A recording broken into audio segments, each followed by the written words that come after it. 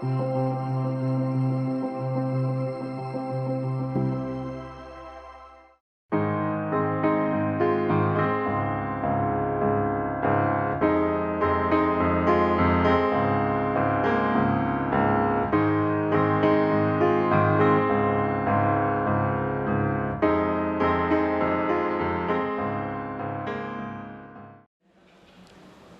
o texto de A Gênese, primeiro capítulo, caráter da revelação espírita. Deste ponto de vista, todas as ciências que nos fazem... O som não está saindo? A Sirene está falando que não está saindo. Todas as ciências que nos fazem conhecer os mistérios da natureza são revelações, e pode dizer-se que há para a humanidade uma revelação incessante. A astronomia revelou o mundo astral, que não conhecíamos. A geologia revelou a formação da Terra, a química, a lei das afinidades, a fisiologia, as funções do organismo, etc. Copérnico, Galileu, Newton, Laplace, Lavoisier foram reveladores. Então vejamos que aqui Kardec amplia o conceito de revelação com tudo aquilo que a ciência produz, tudo aquilo que todas as leis que ela desvenda, sejam biológicas, químicas, físicas, psicológicas, tudo isso é uma revelação. E os cientistas são reveladores também. Como meio de elaboração, o Espiritismo procede exatamente da mesma forma que as ciências positivas, aplicando o método experimental. Fatos novos se apresentam que não podem ser explicados pelas leis conhecidas. Ele os observa, compara, analisa e, remontando dos efeitos às causas, chega à lei que os rege. Depois, deduz-lhes as consequências e busca as aplicações úteis. Então, aqui Kardec vem falando da forma como a revelação espírita se constituiu. Não foi uma teoria para se buscar uma comprovação prática. Foi ao contrário. Da experimentação prática é que surgiu a teoria. Se nós formos lá nos primórdios das experiências espirituais, das experiências mediúnicas, dos próprios fenômenos da mesa girantes, foram os espíritos, por exemplo, que sugeriram que em vez de uma prancha em vez da tipologia que era feito com as mesas, se colocasse um lápis numa prancha e começou a ver a escrita, a psicografia. Depois eles sugeriram que não precisava da prancheta, podia ser diretamente com a mão, o médium escrevendo com a mão, e eles próprios direcionaram os processos que acabou gerando toda a teoria que está em O Livro dos Médiuns, de como funcionam as atividades mediúnicas. Então foi o método experimental que Kardec usou, que é o método das ciências de um modo geral. Não estabeleceu nenhuma teoria preconcebida. Assim, não apresentou como hipóteses a existência e a intervenção dos espíritos, nem o perispírito, nem a reencarnação, nem qualquer dos princípios da doutrina. Concluiu pela existência dos espíritos, quando essa existência ressaltou evidente da observação dos fatos, procedendo de igual maneira quanto aos outros princípios. Não foram os fatos que vieram a posteriori confirmar a teoria que veio subsequentemente explicar e resumir os fatos. O próprio termo espírito foi foi dado nas comunicações, né? Quando se perguntava quem é que está se comunicando, somos nós os espíritos, aqueles que já fizemos parte da humanidade, é uma das respostas que eles deram. É, pois, rigorosamente exato dizer-se que o Espiritismo é uma ciência de observação e não produto da imaginação. As ciências só fizeram progressos importantes depois que seus estudos se basearam sobre o método experimental. Até então, acreditou-se que esse método também só era aplicável à matéria, ao passo que o é também às coisas metafísicas. Então, o método experimental é clássico nas ciências naturais, e foi esse mesmo método aplicado no surgimento da ciência dos espíritos, né, do espiritismo, como ciência, como filosofia e também religião. Outra pergunta que Kardec faz: qual a utilidade da doutrina moral dos espíritos, uma vez que não difere da do Cristo? Aliás, esse aqui é o item 56. Ele está repetindo as perguntas que ele fez no primeiro item. Preciso o homem de uma revelação, não pode achar em si próprio tudo o que lhe é necessário para conduzir-se? Vejamos a resposta do codificador. Do ponto de vista moral, é fora de dúvida que Deus outorgou ao homem um guia, dando-lhe a consciência que lhe diz: não faças a outrem o que não quererias te fizessem. A moral natural está positivamente inscrita no coração dos homens, porém, sabem todos lê-la nesse livro? Nunca lhe desprezaram os sábios conceitos, os sábios preceitos que fizeram da moral do Cristo. Então é aquilo que nós refletimos inicialmente. Nós estamos sabendo ler no próprio livro da consciência as leis, aplicando as virtudes para cumprir as leis. Nós temos realmente bebido da fonte do Evangelho, compreendendo todas as reflexões que Jesus nos traz e transformando-nos enquanto humanidade? Nós sabemos a resposta, que nós não temos, enquanto humanidade, feito isso, essas mudanças que são necessárias. E aí Kardec continua refletindo: como a praticam mesmo aqueles que a ensinam? Reprovarei que um pai repita a seus filhos 10 vezes, 100 vezes as mesmas instruções, desde que eles não as sigam? Por que haveria Deus de fazer menos do que um pai de família? Por que não enviaria de tempos a tempos mensageiros especiais aos homens para lhes lembrar os deveres e reconduzi-los ao bom caminho, quando destes se afastam, para abrir os olhos da inteligência aos que os trazem fechados, assim como os homens mais adiantados enviam missionários aos selvagens e aos bárbaros?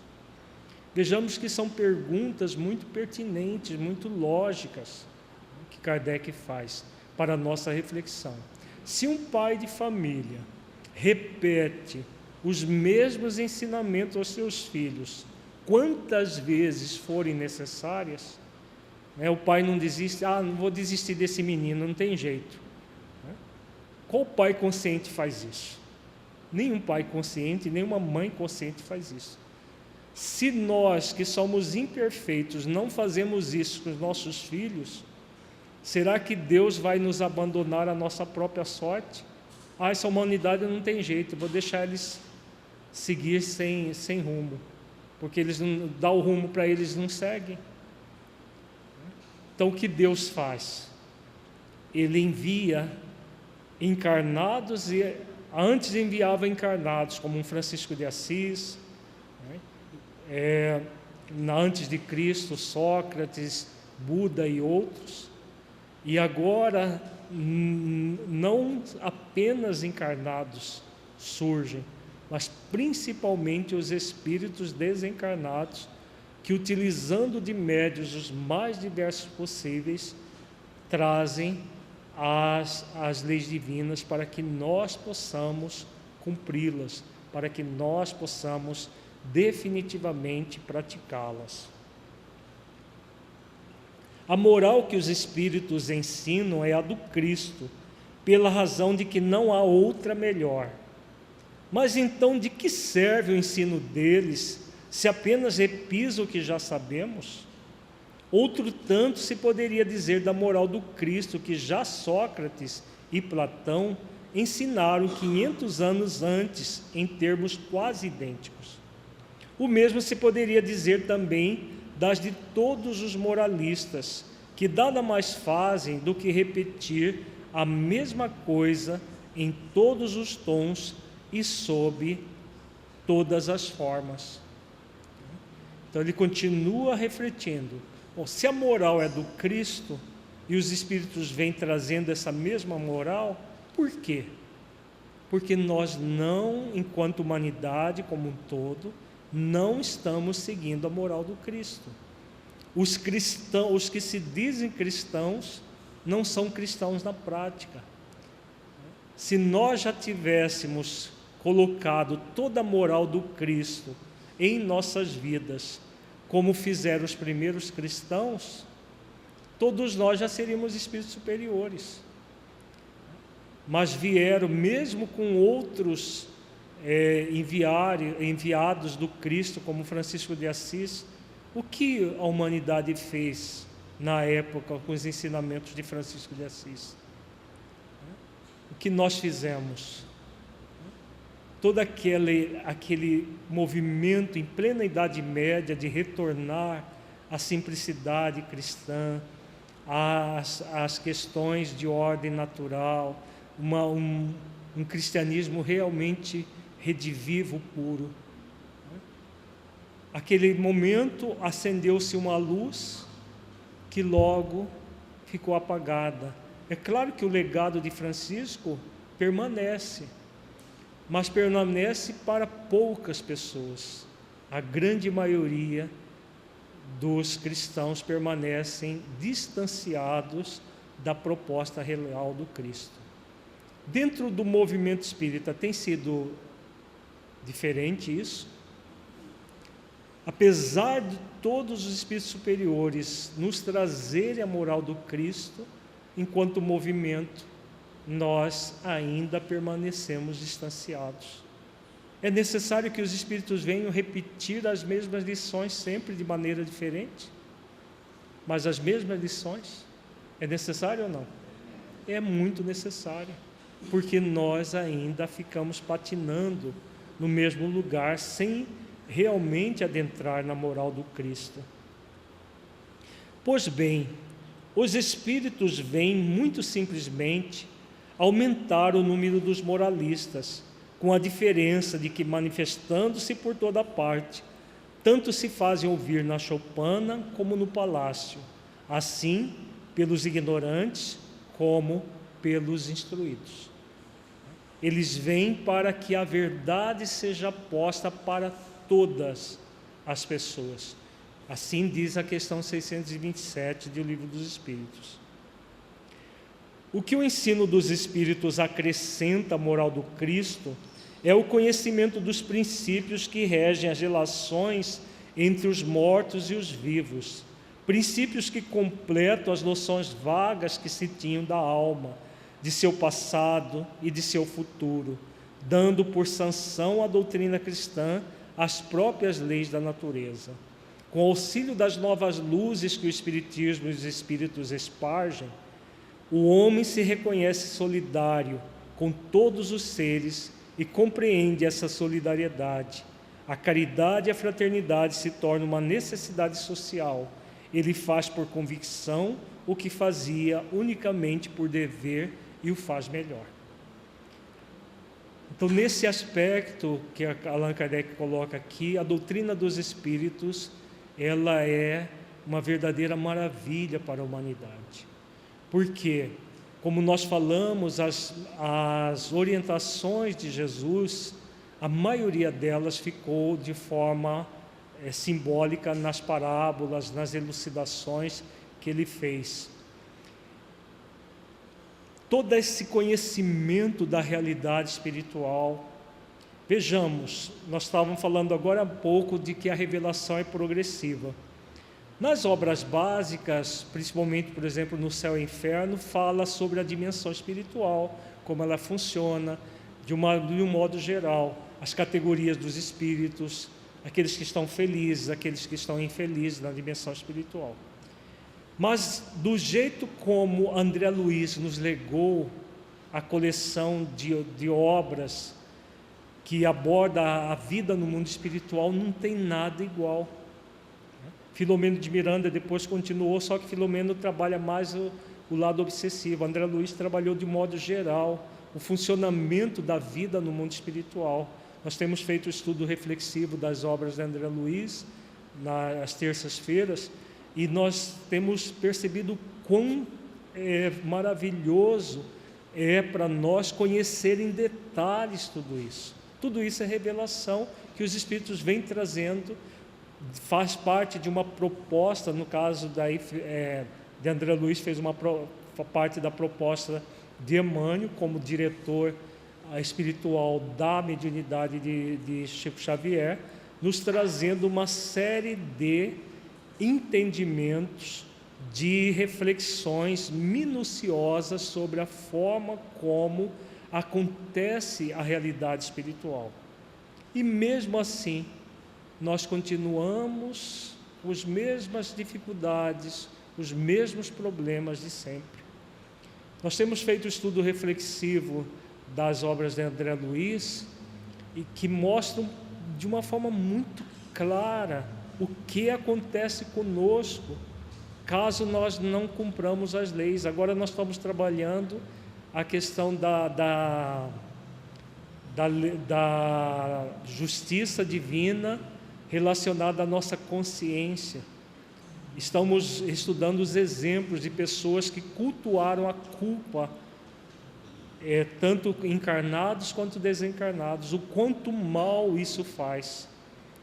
Tudo está lá nas obras, mas nós não estamos sabendo ler as entrelinhas das obras. Por isso nós temos feito esse esforço do estudo reflexivo das obras, para trazer em minúcias. Terça-feira passada agora nós fizemos toda uma reflexão a respeito da culpa, a partir de um relato de uma senhora que trazia uma culpa enorme, um remorso enorme, cristalizou a mente no remorso, e quanto isso é prejudicial para o espírito, seja encarnado, seja desencarnado. Por que tudo isso está sendo trabalhado? Pela necessidade de nós compreendermos a realidade da vida, não com os olhos do nosso ego, mas compreender a realidade enquanto espíritos imortais que somos.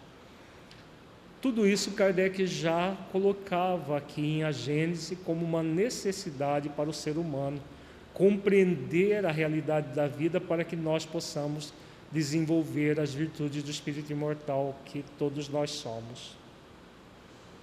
Somente quando praticarem a moral do Cristo, poderão os homens dizer que não mais precisam de moralistas encarnados ou desencarnados, mas também Deus então já não nos enviará. Da forma como está a humanidade, quando que será que isso vai acontecer?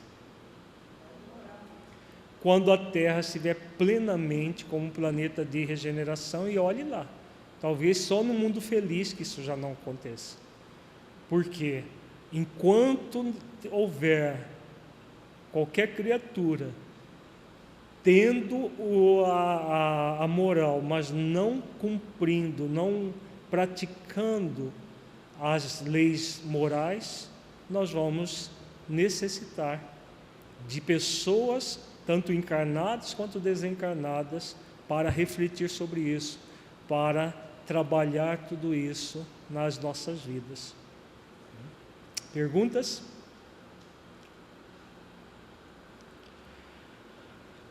Uma grande contribuição do livro A Gênese é sobre a providência divina. Orientações que Allan Kardec traz sobre a providência divina. Em outras obras básicas, ele aborda a questão de Deus. Por exemplo, no Livro dos Espíritos, são várias questões que abordam a questão de Deus. A própria providência divina é abordada. E o Evangelho segundo o Espiritismo, muitas e muitas dissertações sobre Deus. Agora, em A Gênese, Kardec fala sobre a providência divina de uma forma que nenhuma outra obra básica abordou igual. De uma forma tão factível para que nós entendamos como funciona a providência divina, como que Deus trabalha no universo. Então essa é uma contribuição peculiar de A Gênese. Como nós falamos, A Gênese ela é uma obra que aprofunda conteúdos do Livro dos Espíritos. Nesse caso de Deus e a providência, Kardec trata em A Gênese de todos os atributos divinos, de uma forma mais minuciosa que em O Livro dos Espíritos, mas sobre a providência, nós temos um texto muito profundo que nós vamos ver agora, que só nessa obra que temos, algo assim. Está em A Gênese, capítulo 2, itens 20 a 30. A providência é a solicitude de Deus para com as suas criaturas. Ele está em toda parte, tudo vê e tudo preside, mesmo as coisas mais mínimas. É nisto que consiste a ação providencial.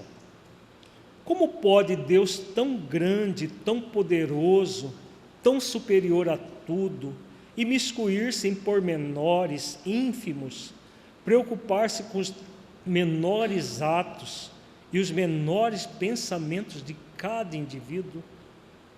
Vejamos essa pergunta de Allan Kardec, é muito significativa, e muitos de nós podemos fazê-la não com os mesmos termos que o codificador faz, mas de uma certa forma nós fazemos às vezes interrogações mudas, no sentido de nós nos sentirmos abandonados, em situações que nós achamos que estamos soltos no universo, sem nada nos velando por nós. É um questionamento que volta e meia o ser humano se depara com ele, principalmente na sua intimidade. Será que realmente existe uma força cósmica, existe uma inteligência que vela por nós? Será que realmente Deus se ocupa de cada um de nós nas minúcias da nossa vida? Tem muitos de nós espíritas que acreditamos que Deus está o tempo todo onde Ele está e as leis vão funcionando pura e simplesmente. Aí nós vamos lá na questão que fala que é possível nós imaginarmos Deus inativo em algum momento que seja. A suprema inteligência do universo inativa. Deus criou leis, sem sombra de dúvida, para reger o universo. Mas Ele é ativo na manutenção dessas leis o tempo todo. É o que Kardec vem colocar nesse texto de A Gênese. Vamos vê-lo. Esta interrogação que a si mesmo dirige o incrédulo, concluindo por dizer que, admitida a existência de Deus, só se pode admitir quanto à sua ação, que ela se exerça sobre as leis gerais do universo, que este funcione de toda a eternidade em virtude dessas leis, às quais toda criatura se acha submetida na esfera de suas atividades, sem que haja mistério a intervenção incessante da providência. No estado de inferioridade que ainda se encontram, só muito dificilmente podem os homens compreender que Deus seja infinito. Vendo-se limitados e circunscritos, eles os imaginam também circunscrito e limitado. Imaginando-o circunscrito, figuraram-no quais eles são, a imagem e semelhança deles. Então aqui Kardec vai abordar toda uma visão antropomórfica de Deus. Pelo fato de nós sermos criaturas muito limitadas, nós não conseguimos compreender o ilimitado. Como que um ser tão ínfimo, tão limitado, pode compreender algo que não tem limite, algo que é transcendente a tudo, que é supremo em tudo? Então, por isso nós criamos o Deus antropomórfico, o velhinho sentado lá no trono. Vamos ver. Os quadros em que o vemos com traços humanos não contribuem pouco para entreter esse erro no espírito das massas, que nele adoram mais a forma que o pensamento. Para a maioria, é ele um soberano poderoso, sentado num trono inacessível e perdido na imensidade dos céus. Tendo restritas suas faculdades e percepções, não compreende que Deus possa e se digne de intervir diretamente nas pequeninas coisas. Então, essa visão antropomórfica mostra Deus um velho, centrado num trono, envolto num manto todo pomposo, lá, não sei aonde, né? Porque fala que é no céu é lá no alto. Mas a própria ciência tem mostrado que o céu que nós conhecemos, esse azul, é apenas uma camada de ozônio que dá essa ilusão de que nós temos uma abóboda azul. Porque quando você vai em linha vertical, vai ficando cada vez mais escuro. Cada vez o espaço ele é escuro, não é azul como nós vemos aqui na Terra. O que nós vemos é a camada de ozônio. Então, essa visão é uma visão limitada que não corresponde à realidade. E a partir daqui, Kardec vai mostrar por que não corresponde à realidade e como nós devemos compreender Deus dentro da nossa vida, né? E como que a providência divina funciona, para que nós nos libertemos dessa visão teológico-dogmática de Deus, que inclusive o que gera culpa no ser humano, como nós temos visto no estudo nas terças-feiras. Impotente para compreender a essência mesma da divindade, o homem não pode fazer dela mais do que uma ideia aproximativa, mediante comparações necessariamente muito imperfeitos, mas que ao menos servem para lhe mostrar a possibilidade daquilo que à primeira vista lhe parece impossível. Então, a partir daqui, Kardec vai colocar uma reflexão muito profunda pelos nossos estudos, é a mais profunda de todas, que aborda a questão de Deus, que está em A Gênese e não temos nas outras obras básicas. Suponhamos um fluido bastante sutil para penetrar todos os corpos. Sendo inteligente, esse fluido atua, sendo ininteligente, melhor dizendo, esse fluido atua mecanicamente, por meio tão só das forças materiais. Se, porém, o supusermos dotado de inteligência, de faculdades perceptivas e sensitivas, ele já não atuará às cegas, mas com discernimento, com vontade e liberdade. Verá, ouvirá e sentirá. Então vejamos o que Kardec está colocando aqui. Ele está fazendo uma comparação, claro que é só uma analogia.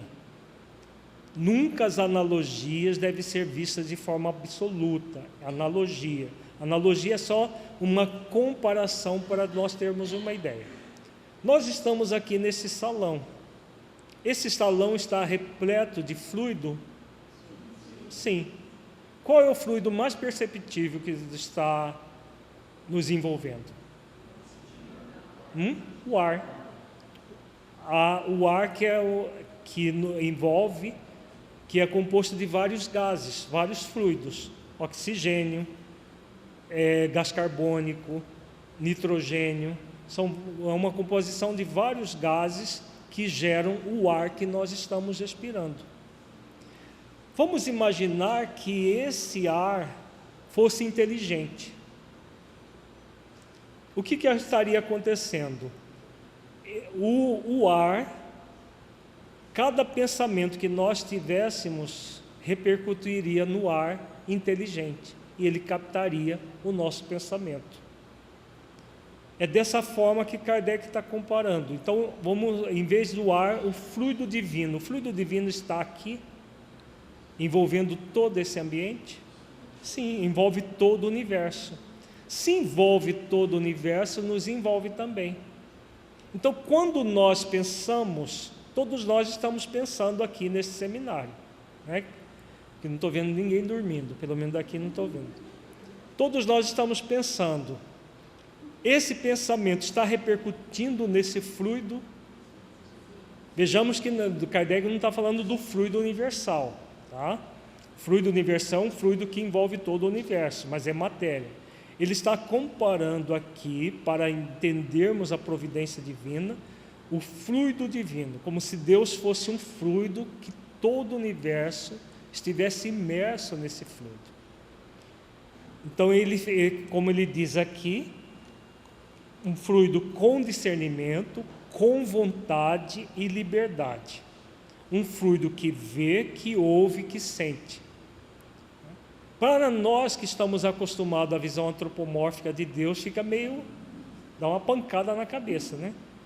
Então não é aquele velho lá, não é. Não é o velho lá no trono distante de nós. É uma inteligência que todos nós estamos imersos nessa inteligência. Então, cada pensamento, cada sentimento que nós temos, essa inteligência sabe, essa inteligência sente, essa inteligência vê. E como sente, como vê, como participa de tudo, pode atuar sobre nós? Sim, é exatamente isso que é a providência divina. Vamos continuar na reflexão de Kardec, que ele vai tornando cada vez mais explícito o processo. Ele está só comparando, ele mesmo vai dizer daqui a pouco. As propriedades do fluido perispirítico dão-nos disso uma ideia. Ele não é de si mesmo inteligente. Veja como na comparação do fluido perispirítico vai dar para a gente entender mais ainda. Ele não é de si mesmo inteligente, pois que é matéria, mas serve de veículo ao pensamento, às sensações e percepções do espírito. Esse fluido não é o pensamento do espírito, é, porém, o agente e o intermediário desse pensamento, sendo quem o transmite, fica, de certo modo, impregnado do pensamento transmitido. Por exemplo, quando nós levantamos o braço assim, né, eu só estou podendo fazer com o esquerdo hoje, fazemos isso, o que está acontecendo? Quem é que levantou o braço? Eu, espírito imortal, levantei o braço. O braço é do meu corpo. Mas como funciona isso? Do ponto de vista profundo, não do ponto de vista materialista, o espírito quis levantar o braço, porque eu, como agente inteligente, eu quis levantar o braço, para fazer essa comparação. O espírito que eu sou transmite esse impulso para o cérebro do perispírito. O cérebro do perispírito transmite para o cérebro do corpo. O cérebro do corpo transmite para os nervos periféricos do braço, para que eu levante o braço. Então, quem levanta é o corpo, tendo como intermediário o perispírito. Mas quem é que é o agente pensante? O espírito. Não é o braço que pensou. Se eu pegar em alguma coisa quente, vamos supor que esse microfone estivesse muito quente, eu tocasse. O contraste é o inverso. Pegar em algo quente faz com que a gente retire o braço imediatamente. Mas quem que retira o braço? São os nervos? Não, é o espírito que retira o braço. Por meio, claro, dos órgãos materiais, que são movimentados pelos órgãos perispirituais. Como diz Kardec aqui, é o perispírito, que é o semimaterial, que recebe os impulsos do espírito. O espírito não dá impulso diretamente para o cérebro físico, ele dá para o cérebro do perispírito, que por sua vez transmite ao cérebro físico, que transmite aos nervos do perispírito, que depois transmite para o nervo do corpo físico. Tudo isso em fração de segundos, mas acontece todo esse fenômeno. Na impossibilidade em que nos achamos de o isolar, a nós nos parece que ele, o pensamento, faz coro com o fluido, que com este se confunde, como sucede com o som e o ar, de maneira que podemos, a bem dizer, materializá-lo. Assim como dizemos que o ar se torna sonoro, poderíamos, tomando o efeito pela causa, dizer que o fluido se torna inteligente. Então, a mesma comparação que nós fizemos agora há pouco com o ar, Kardec faz aqui. Ao som que nós estamos produzindo com a nossa voz, está propagando no ar. Então, o ar se torna sonoro. Dentro dessa comparação, o ar se tornaria inteligente, como um fluido inteligente, só de forma analógica, só para nós entendermos. E nós estamos percebendo o ar aqui, né? Quem está próximo do ar-condicionado percebe até na pele o ar se movimentando. Então, a comparação é, da mesma forma que nós estamos envolvidos pelos fluidos do ar, os vários gases do ar, nós estamos envolvidos por esse fluido inteligente que representaria a providência divina. Seja ou não assim no que concerne ao pensamento de Deus, isto é, quer o pensamento de Deus atue diretamente, quer por intermédio de um fluido, para facilitarmos a compreensão à nossa inteligência, figuremo-lo sob a forma concreta de um fluido inteligente que enche o universo infinito e penetra todas as partes da criação, a natureza inteira mergulhada no fluido divino. Então, voltando à comparação, né? Tudo que existe no universo envolvido nesse fluido divino, que é inteligente, que pensa, que sente, que vê. Ora, em virtude do princípio de que as partes de um todo são da mesma natureza e têm as mesmas propriedades que ele, cada átomo desse fluido, se assim nos podemos exprimir, possuindo pensamento, isto é, os atributos essenciais da divindade, e estando o mesmo fluido em toda parte, tudo está submetido à sua ação inteligente, à sua previdência, à sua solicitude. Nenhum ser haverá, por mais ínfimo que o suponhamos, que não esteja saturado dele. Belíssima, né, a comparação. Então, tudo está saturado do princípio divino. Dá para a gente entender isso até melhor buscando o instinto animal. Animal é inteligente como nós? Não. Ele tem uma inteligência instintiva. Mas como que o animal pode, por exemplo, um João de Barro, construir a casa deles sempre voltada para, no caso aqui no hemisfério sul, sempre voltada para o norte.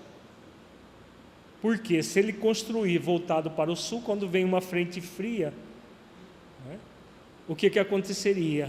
Entraria o ar frio e mataria todos os seus filhotes. Então, a porta de entrada, que é um labirinto, ela é sempre voltada para o norte, porque protege os filhotes do João de Barro. Se não houvesse um fluido, um princípio que norteasse isso, ele teria condições de fazer? Então, quem é que faz isso? Deus. Deus que provê para o João de Barro não uma inteligência, ele não é arquiteto, deixa eu ver, onde que está o Polo Norte? Pega uma bússola, o arquiteto faz isso, né? Ele pega uma bússola, olha, o Polo Norte está cá, então eu vou fazer a casa com as janelas todas voltadas para o norte, para que nas frentes frias, por exemplo, aqui em Cuiabá fazem o contrário, né? Mas vamos pegar em Curitiba, o que o arquiteto faz? Todas as janelas voltadas para o norte, porque senão mata os curitibanos de frio dentro da casa.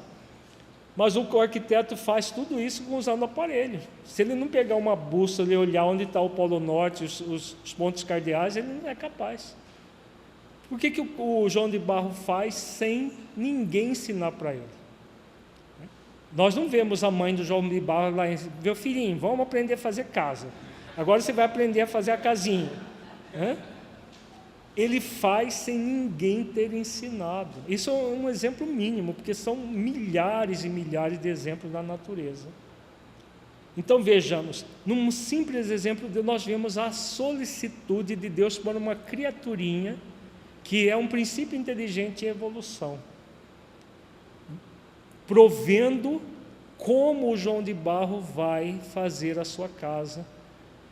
E com essa comparação de Kardec, dá para entender como que Deus proveu a abelha que vai lá e tira o pólen, o néctar e faz o mel e tem toda uma coordenação, tudo isso, desde um simples inseto até os animais mais avançados em termos de evolução, tudo isso vem da providência divina. Deus velando pelas mais ínfimas de suas criaturas. Somente essa energia que poderia fazer isso. Imagina um velhinho lá, no meio do céu. Será que ele conseguiria ver o beija-flor, o João de Barro, para orientar o João de Barro? Ele estaria perdido, porque... ficaria tão limitado, tão circunscrito, como que ele poderia prover o universo? Agora, esse fluido divino que Kardec fala aqui é perfeitamente plausível de entender como se dá o processo. Achamo-nos então constantemente em presença da divindade. Nenhuma das nossas ações lhe podemos subtrair ao olhar. O nosso pensamento está em contato ininterrupto com o seu pensamento, havendo, pois, razão para dizer-se que Deus vê os mais profundos refolhos do nosso coração. Estamos nele como ele está em nós, segundo a palavra do Cristo. Então, todo pensamento, todo sentimento repercute no fluido divino e vice-versa. Se nós buscarmos, então Deus está aqui conosco, estamos nele como ele está em nós. O que isso pode, o que isso facilita para nós, em termos gerais? Essa visão profunda de Deus dessa forma. Que nós não estamos desamparados, que mais? Podemos dizer que facilita a nossa comunicação com Deus? Basta você pensar, você já pensa em Deus. Se nós orarmos e entrarmos em comunhão conosco em essência. Nós estamos em comunhão com Deus? Nós precisamos gritar para falar com Deus, como muitos evangélicos, respeitando o direito deles, mas muitos acham que precisam de gritar, de falar alto, de colocar alto-falante para... Nós não precisamos. É o pensamento, é o sentimento que importa. Então é o que Kardec vem nos ensinando aqui a respeito da providência divina. Para estender a sua solicitude a todas as criaturas, não precisa Deus lançar o olhar do alto da imensidade. As nossas preces, para que Ele as ouça, não precisam transpor o espaço, nem ser ditas com voz retumbante, pois que estando de contínuo ao nosso lado, os nossos pensamentos repercutem nele. Os nossos pensamentos são como sons de um sino que fazem vibrar todas as moléculas do ar ambiente. Então é o que nós estamos refletindo. Tudo repercute em Deus, então não precisa gritar, não precisa ficar, será que Deus está me ouvindo? Será que vai acontecer? Será que minha oração vai transpor o espaço? Não vai, não precisa de transpor espaço nenhum. Está tudo em volta de nós, dentro de nós. Longe de nós a ideia de materializar a divindade. Aqui Kardec faz esse adendo, essa observação, para que nós não levemos ao pé da letra, achar que Deus é um fluido. Fluido já é, mesmo sendo fluido, é material. É apenas para nós entendermos que existe uma energia organizadora de tudo, em que tudo está imerso. A imagem de um fluido inteligente, universal, evidentemente não passa de uma comparação apropriada, a dar de Deus uma ideia mais exata do que os quadros que o apresenta debaixo de uma figura humana. Destina-se ela a fazer compreensível a possibilidade que tem Deus de estar em toda parte e de se ocupar com todas as coisas. Vejamos que essa visão de Deus como um fluido inteligente universal é muito mais lógica, muito mais sólida do que a do Deus antropomórfico. O Deus antropomórfico nos distancia de Deus. Essa visão que Allan Kardec coloca em A Gênese nos aproxima, nos coloca do lado de Deus, Deus junto conosco aqui e agora. Temos constantemente sob as vistas um exemplo que nos permite fazer ideia do modo por que talvez se exerça a ação de Deus sobre as partes mais íntimas de todos os seres e, conseguintemente, do modo por que lhes chegam as mais sutis impressões de nossa alma. Esse exemplo tiramo-lo de certa instrução que a tal respeito deu um espírito. Essa instrução que Allan Kardec coloca em A Gênese é muito significativa. Nós vamos concluir a nossa manhã com ela, porque ele faz outra analogia, mas uma analogia muito próxima de nós, que dá para nós entendermos mais ainda como funciona a providência divina.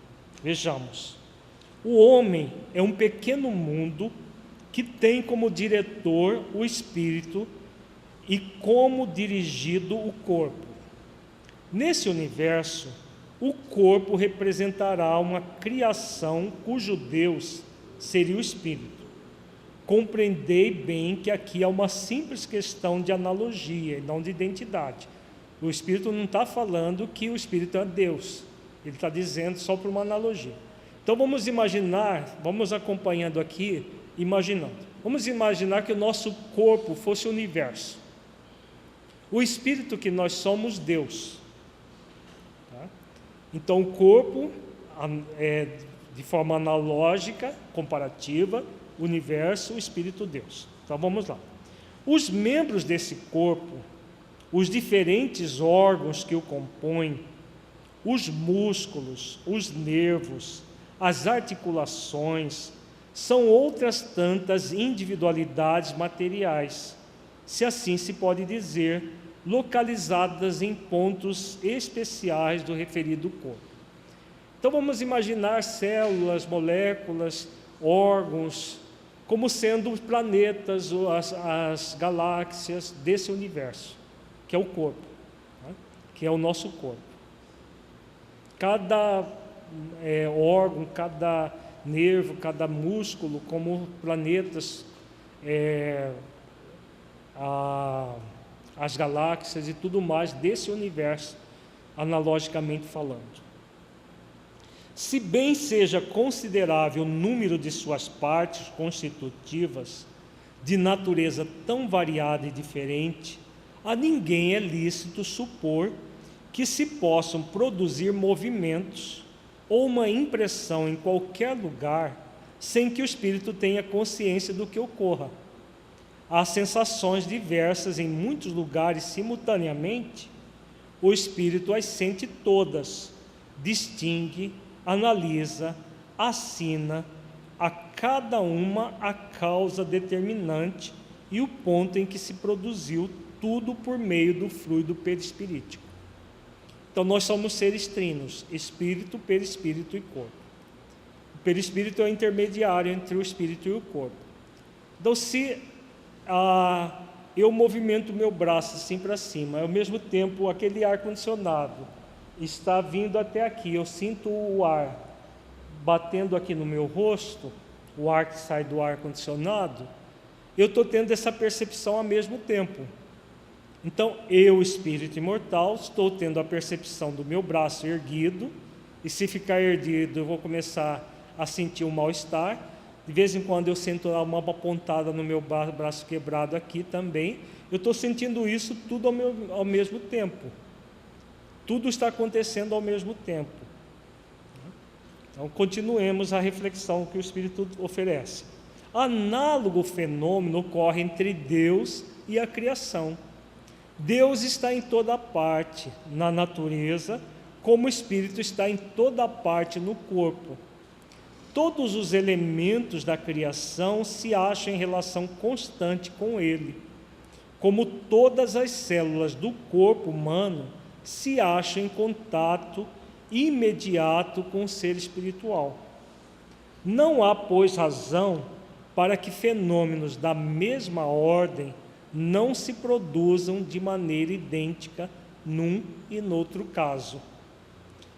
Então vejamos a analogia, né?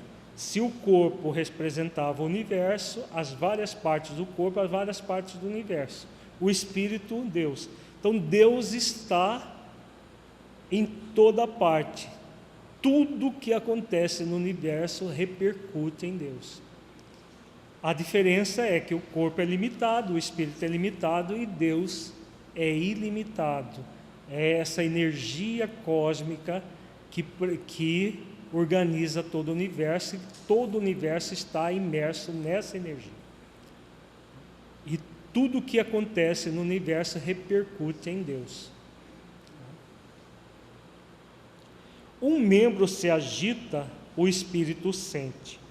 Uma criatura pensa, Deus o sabe. Todos os membros estão em movimento, os diferentes órgãos estão a vibrar, o espírito ressente todas as manifestações, as distingue e localiza. As diferentes criações, as diferentes criaturas se agitam, pensam, agem diversamente. Deus sabe o que se passa e assina a cada um o que lhe diz respeito. Então vejamos que é um ser ilimitado, uma energia ilimitada que preside a tudo, que acompanha tudo e não está inativo em momento algum, como muitos podem pensar. Daí se pode igualmente deduzir a solidariedade da matéria e da inteligência, a solidariedade entre si de todos os seres de um mundo e a de todos os mundos e, por fim, de todas as criações com o Criador. Kahneman, Sociedade de Paris, 1867. Então, a comunicação do benfeitor mostra isso e o que ele conclui com a lei de solidariedade. Tudo é solidário na natureza. O João de Barro, que está fazendo a sua casa ali, é solidário com o beija-flor, que é solidário conosco. Todos os planetas são solidários, porque tudo está imerso nesse fluido divino que preside a tudo, que organiza tudo. Então vejamos que é uma visão que mostra a providência divina de uma forma muito decodificada para nós. Vejamos que tudo isso é revelação, porque no Livro dos Espíritos, na questão número 1, já fala o que é Deus. Que é Deus, melhor dizendo? Inteligência suprema do universo, causa primária de todas as coisas. Então, no Livro dos Espíritos já abordava isso, mas de uma forma sintética, de uma forma que nós podemos apenas conceber pelo pensamento tudo. Em A Gênese ele vem, e com essa comunicação desse benfeitor, ficou mais explícito. Vejamos, 10 anos depois do Livro dos Espíritos ter sido publicado, ficou mais explícito aquilo que foi colocado inicialmente, demonstrando a progressividade do pensamento, colocando de uma forma mais fácil para nós decodificarmos aquilo que a questão número 1 já tinha dito. Para que serve isso, gente, do ponto de vista moral? Para que serve? É simplesmente falar a mesma coisa de outra forma? Ou é para facilitar a nossa compreensão e facilitar o nosso contato com Deus? Facilita o contato ou não? Saber tudo isso. Saber que qualquer pensamento, mesmo que você não esteja em prece, repercute em Deus. E se você estiver em prece solicitando ajuda, e você vai ter a ajuda conforme Deus, conforme a vontade de Deus, e não conforme a sua vontade. A vontade de Deus, que é soberano o tempo todo, nos auxiliando. Saber isso tudo facilita para nós as coisas. É claro que não cria para nós. Por que os benfeitores vêm falando a mesma coisa, repetindo os conceitos? Nós vamos ter várias mensagens do Honório sobre isso, mensagens de Eumânio sobre isso, mensagens de Joana, de Dr. Bezerra e muitos mais sobre o mesmo teor, para que nós possamos trabalhar moralmente tudo isso em nós. Então, se nós pudéssemos resumir a manhã toda de hoje, a autoridade moral de A Gênese e de toda a revelação espírita, por extensão, é isso. São convites que a vida nos oferece para que nós possamos, de uma vez por todas, aprofundar nos aspectos morais da vida, aprofundar nas leis divinas morais, porque são elas que vão nos proporcionar a felicidade.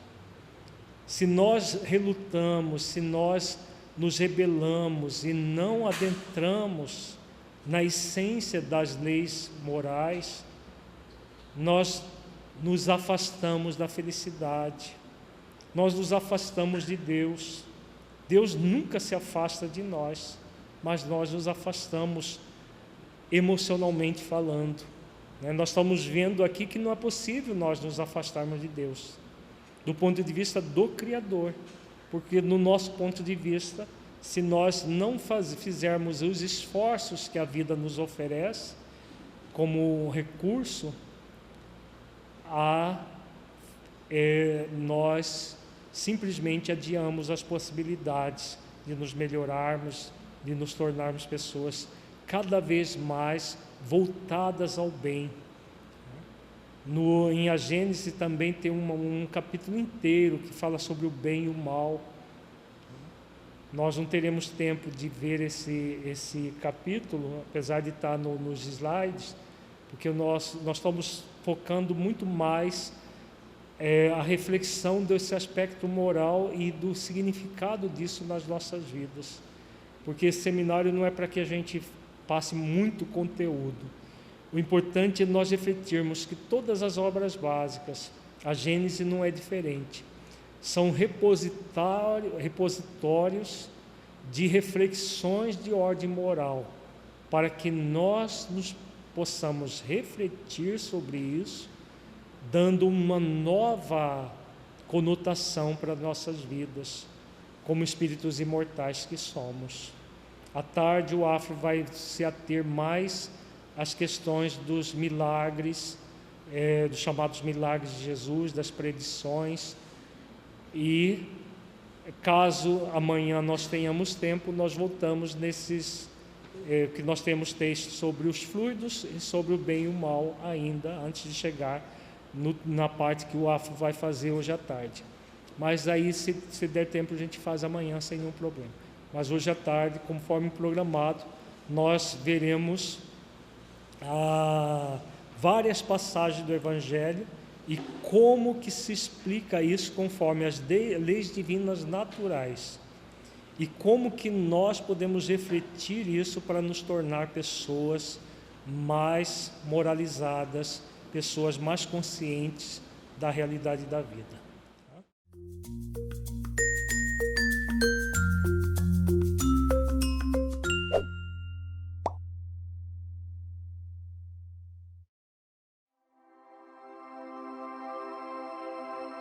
Tá?